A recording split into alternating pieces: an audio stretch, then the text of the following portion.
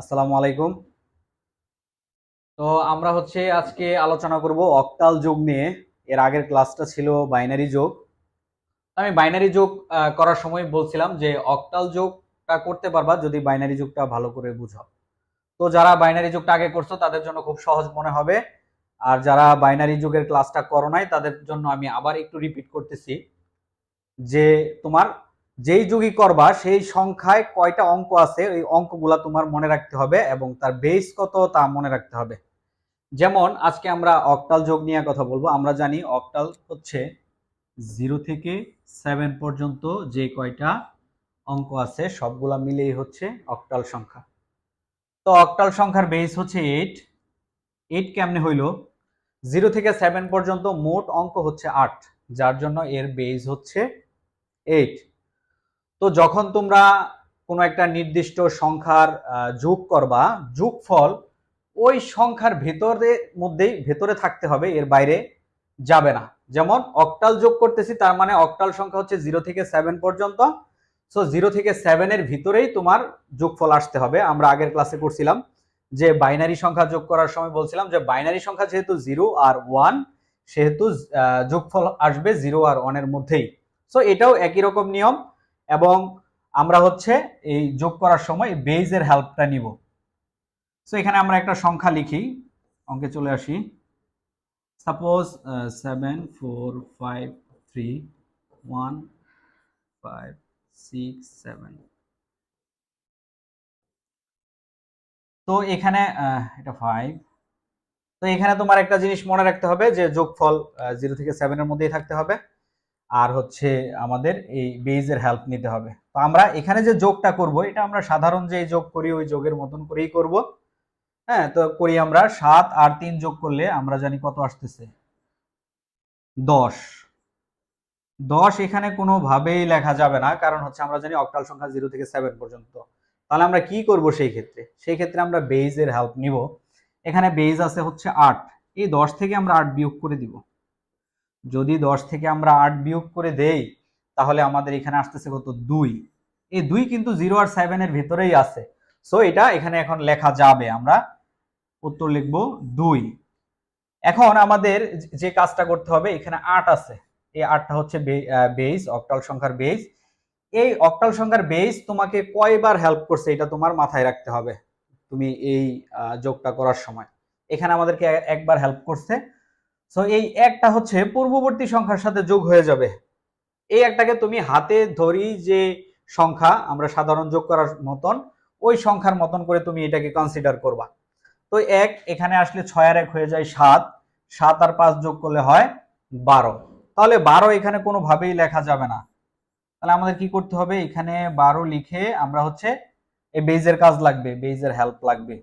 So এখানে আমরা beige দিয়ে বিয়োগ করি, কত আসবে, 4। 4 লেখা যাবে কারণ 4 0 আর 7 এর মধ্যেই আছে। সো আমরা এখানে 4 লিখে দিব। যেহেতু আমাদের এখানে এই বেইজ একবার হেল্প করছে, সো এই বেইজের যে একবার হেল্প করার কারণ এই একটা পূর্ববর্তী সংখ্যার সাথে যোগ হবে। যেমন এখানে আছে 5, আমি বেইজ যেহেতু একবার হেল্প করছে, সো 5 আর 1 যোগ করলে কত হইতেছে, 6। আর এখানে আছে আমাদের 4। তাহলে 6 আর 4 কত হইতেছে, আবার 10। লেখা যাবে না। 10 এখানে সরাসরি লেখা যাবে না, কারণ আমরা 0 থেকে 7 এর ভিতরেই উত্তর বের করে নিব। তো 10 যেহেতু লেখা যাবে না, আমরা আবার বেইজের হেল্প নিব, 8। এই 8 যদি 10 থেকে বিয়োগ করি আমাদের থাকে 2। এই 2 এখন লেখা যাবে। যেহেতু বেইজ তোমাকে একবার হেল্প করছে, সো এই 1 তোমার হাতে রাখতে হবে। 1 আর 1 2, 7 আর 2 কত হচ্ছে, 9। 9ও লেখা যাবে না। তাহলে কি করতে হবে আমাদের, 9 থেকে বেইজ বিয়োগ করি, কত থাকে, 1। এই 1 লেখা যাবে। এখন তোমাকে যে বেইজ একবার হেল্প করলো, এই জন্যই হাতের 1 থাকে, যেহেতু এখানে কোনো সংখ্যা নাই, সো এই 1টা আমরা এখানে বসায় দিব। এই হচ্ছে অক্টাল যোগ। তো আশা করি অক্টাল যোগটা তোমরা পারবা। ঠিক সেম আমরা আরেকটা প্র্যাকটিস করি, তাহলে আরেকটু ক্লিয়ার হয়ে যাবে। আমরা আজকে দুইটা টপিক নিয়ে আলোচনা করব, একটা হচ্ছে অক্টাল যোগ আর একটা হচ্ছে হেক্সাডেসিমাল যোগ। আসলে যোগগুলা সেম একই রকম, যারা ফার্স্ট ক্লাসটা করছো বাইনারি তাদের জন্য কোনো প্রবলেম হবে না।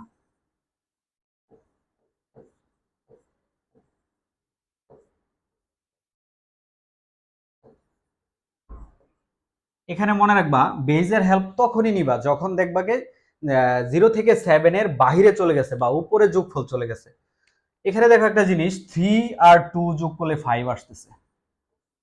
সো 3 আর 2 যোগ করলে যদি 5 আসে, এটা বেজের ভিতরেই আছে, সংখ্যার ভিতরেই আছে, 0 থেকে 7 এর মধ্যে। সো এখানে আমাদের বেজের হেল্পের কোনো প্রয়োজন নাই, যা আসবে তুমি ওইটাই এখানে বসায় দিবা 5। তো এখানে আমাদের যেহেতু বেজ কোনো হেল্প করে নাই, তার মানে এখানে আমাদের হাতের কোনো সংখ্যাও নাই। তো আমরা পূর্ববর্তী সংখ্যায় চলে আসি, 5 আর 1 যোগ করলে 6 হয়। এটাও আমাদের রেঞ্জের মধ্যেই আছে, 0 থেকে 7 এর ভিতরে। তো 0 থেকে 7 এর ভিতরে যেহেতু আছে, আমরা এটা এখানে সরাসরি বসাইতে পারি, এখানে আমাদের কোনো বেজের হেল্পের প্রয়োজন নেই। এরপরে আমরা পূর্ববর্তী সংখ্যায় আসি, 7 আর 4। 7 আর 4 যোগ করলে কত আসতেছে? 11। এটা আমাদের 0 থেকে 7 এর অনেক বাইরে চলে গেছে। সো এখানে আমাদের বেজের হেল্প লাগবে 8। বেজ বিয়োগ করি, কত আসতেছে? 3। কারণ এখানে 11 লেখা যাবে না, 0 থেকে 7 এর বাইরে চলে গেছে। তো 3টা লেখা যাবে, আমরা এখানে 3টা বসায় দিলাম। যেহেতু আমাদের এখানে বেজ একবার হেল্প করছে, সো এই একটা আমাদের পূর্ববর্তী সংখ্যার সাথে এসে যোগ হবে। 1 আর হাতের 1 2, আর 5 আর 2 কত? 7। এখানে আমরা 7 সরাসরি লিখতে পারি, কারণ 0 থেকে 7 এর ভেতরেই আছে। আমাদের এখানে আর বেজের হেল্প নেওয়ার কোনো প্রয়োজন নেই। ঠিক সেম একইভাবে আমরা অক্টাল যোগ করলাম, একইভাবে আমরা হেক্সাডেসিমাল যোগও করব।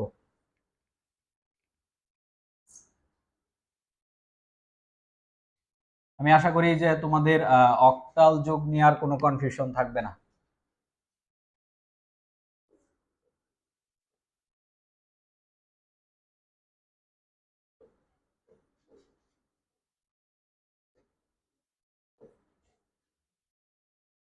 তো আমরা যদি হেক্সাডেসিমাল যোগ করি, হেক্সাডেসিমালের এখানে মোট অঙ্ক কতগুলো আছে সেগুলো আমাদের আগে জানতে হবে। আমরা জানি হেক্সাডেসিমালের মোট অঙ্ক আছে 0 থেকে f পর্যন্ত, মানে মোট 16টা অঙ্ক।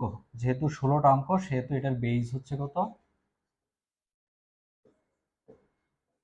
16। আচ্ছা, f কোথায় থেকে আসছে? এটা যারা প্রথম ক্লাসগুলো করছো তারা বুঝবা। তারপর আমি এখানে লিখে দিচ্ছি 0 1 2 3 4 5 6 7 8 9। 9 এর পরের যে সংখ্যাগুলো আছে, যেমন 10, এই 10 সরাসরি লেখা যাবে না, কারণ এই সংখ্যাটা লেখার জন্য একের সাথে শূন্য ব্যবহার করা হয়েছে। সো এখানে এই মৌলিক সংখ্যার বাহিরে যৌগিক টাইপের কোনো সংখ্যা লেখা যাবে না। আমরা 10 কে লিখবো a, 11 হচ্ছে b, 12 c, 13 d। এটা আমি বোঝার সুবিধার্থে সাইডে লিখে রাখছি।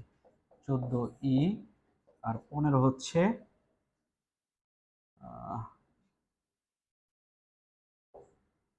14 ই, 15 হচ্ছে f।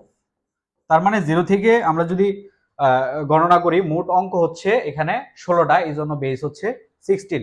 ঠিক সেম আমরা যদি অক্টালের মতন করে যোগ করি, যেমন a3 f1 4 3 5 9। জাস্ট মাথায় রাখবা যোগফল কি তোমার 0 থেকে f এর মধ্যে আছে কিনা। যদি যোগফল 0 থেকে f এর মধ্যে থাকে, তাহলে তোমার যা আছে তাই হবে। আর যদি 0 থেকে f এর মধ্যে না থাকে, তখন আমাদের এই বেজের হেল্প নিতে হবে। তাহলে আমরা এখানে যোগ করি, 9 আর 1 10। 10 মানে হচ্ছে a, কিন্তু 0 আর f এর মধ্যেই আছে। তার মানে এখানে আমাদের এই 16 মানে বেজের হেল্প নেওয়ার কোনো প্রয়োজন নাই। তারপর এখানে আসি, f মানে হচ্ছে কত? 15। 15 আর এখানে আছে 5। 15 আর 5 যোগ করলে 20 হয়ে যায়। তো 20 এখানে লেখা যাবে না, কারণ হচ্ছে 0 থেকে f এর মধ্যে নাই। তো যদি আমরা এখন এখানে অ্যান্সার লিখি, আমার এখানে বেজের হেল্প নিতে হবে। বেজ, এই যে যোগফল আছে, ওই যোগফল থেকে আমরা বিয়োগ করে দিব। কত আসছে? 4। এখানে 4 লেখা যাবে, কারণ 4 0 আর f এর ভিতরেই আছে।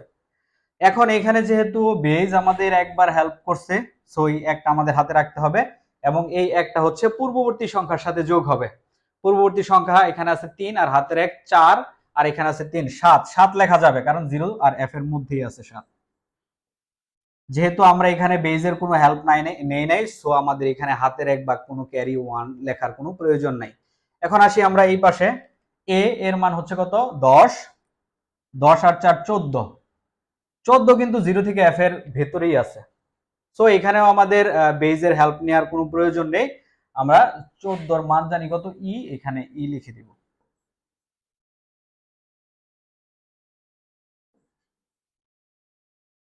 সো আশা করি তোমরা বুঝতে পারছো আমরা কিভাবে যোগটা করছি। এই হেক্সাডেসিমাল আর অক্টালের যোগগুলা ব্যবহার হয় সাধারণত ঘ এবং ঘতে। দেখা যায় অনেক সংখ্যা বলে যে এই দুইটা মান যোগ করে যোগফল অক্টালে বের করো অথবা যোগফল হেক্সাডেসিমালে বের করো, তখন আমাদের এই যোগগুলার খুব প্রয়োজন হয়।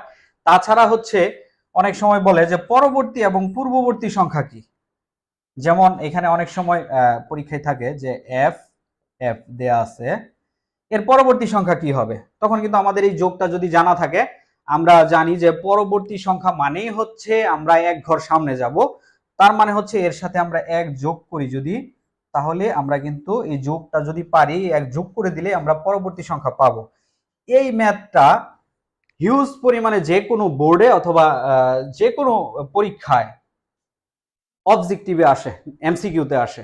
তো আমরা এটা যদি করি, দেখা গেছে আমরা এই পদ্ধতিতে 15 সাথে এক যোগ করলে 16 হইতেছে, যেহেতু 0 আর f এর মধ্যে নাই, সুতরাং এখানে 16 থেকে যদি আমি বেইজের হেল্প নেই, 16 বিয়োগ করি, পাওয়া যাচ্ছে 0। আমরা 0 লিখে দিলাম। তো যেহেতু বেইজ একবার হেল্প করছে, এই বেইজটা আবার পূর্ববর্তী সংখ্যার সাথে যোগ হবে, f এর সাথে যদি যোগ করি তাহলে আবার f এর মান হচ্ছে কত 15 আর হাতের এক 16। এটাও লেখা যাবে না, এর সাথে আমি এখন বেইজের হেল্প নিব। তো এখানে পাচ্ছি 0, যেহেতু বেইজ আমাকে একবার হেল্প করছে এখানে 0 লিখলাম। বেইজ একবার হেল্প করার কারণে যেহেতু আমার 1 রয়ে গেছে হাতের, সো এটা আমি এই পাশে বসায় দিতে পারবো। সো এফ এফ এর পরবর্তী সংখ্যা হচ্ছে কত 100। এটা খুব সহজ হয়ে যায় যখন একটা স্টুডেন্ট হেক্সাডেসিমাল বা অক্টাল যোগগুলা পারে, পরবর্তী অথবা পূর্ববর্তী সংখ্যা। তো আমরা হচ্ছে বিয়োগগুলা যখন শিখবো তখন ওর সাথে আমরা পূর্ববর্তী সংখ্যা কি হয় সেগুলো শিখে ফেলবো। আশা করি অক্টাল এবং হেক্সাডেসিমাল যোগ নিয়ে আর কারো কোনো কনফিউশন থাকবে না। আমরা বাইনারি যোগ করছি, আমরা অক্টাল যোগ করছি, আমরা হেক্সাডেসিমাল যোগ করছি একই নিয়মে। আর দশমিক যে যোগ মানে ডেসিমাল যে যোগ, ওটা সাধারণ যোগের মতনই, অথবা তোমরা চাইলে এই একই নিয়মে করে দেখতে পারো যে দশমিক যোগের বেস হচ্ছে 10, আমরা 0 থেকে 9 এর ভিতরে যদি উত্তর নেই ওটার ভিতরে রেখে আমরা 10 এর হেল্প নিয়ে ওই একইভাবে করতে পারি। তো আশা করি ক্লাসটা তোমাদের খুব ইফেক্টিভ হবে। সবাই তোমরা ক্লাসটা ভালোভাবে দেখবা। থ্যাংক ইউ আজকের জন্য। আল্লাহ হাফেজ। আসসালামু আলাইকুম।